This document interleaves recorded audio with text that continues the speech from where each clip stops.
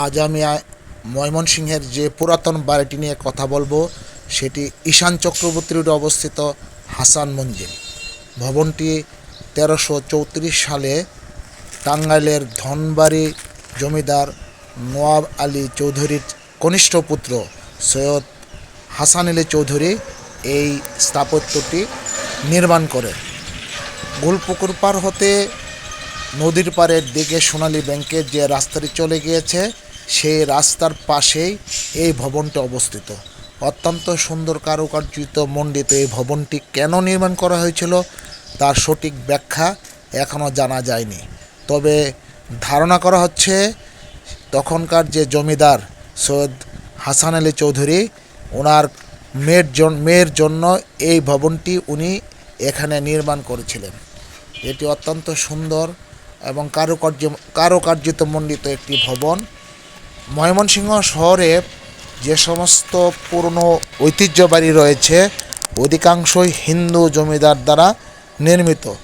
একমাত্র মুসলিম জমিদার দ্বারা কোনো সুন্দর কারুকার্যিত মণ্ডিত বাড়ি যদি হয়ে থাকে সেটা এই ঈশান চক্রবর্তী রুটে এই হাসান মঞ্জিলেই একটি মুসলিম স্থাপত্য ভবনটি খুবই সুন্দর।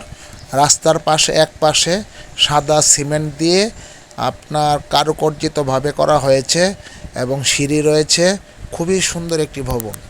বর্তমানে ভবনটি পরিত্যক্ত অবস্থায় রয়েছে এবং এই পাশে দেখতে পাচ্ছেন ওয়াল, সে আগের দিনের ওয়াল এবং সেই বাড়িটি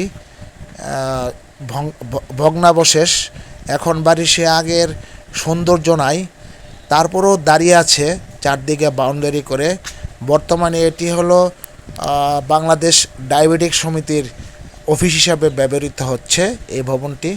আমার মনে হয় যে ভবনটিকে যদি সংস্কার করা যায় তাহলে ভবনটি আগের রূপে ফিরে আসবে।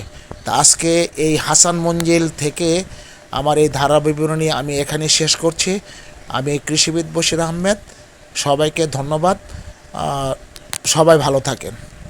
এটি হলো ময়মনসিংহের ঈশান চক্রবর্তী রুটের সেই বিখ্যাত হাসান মঞ্জিল।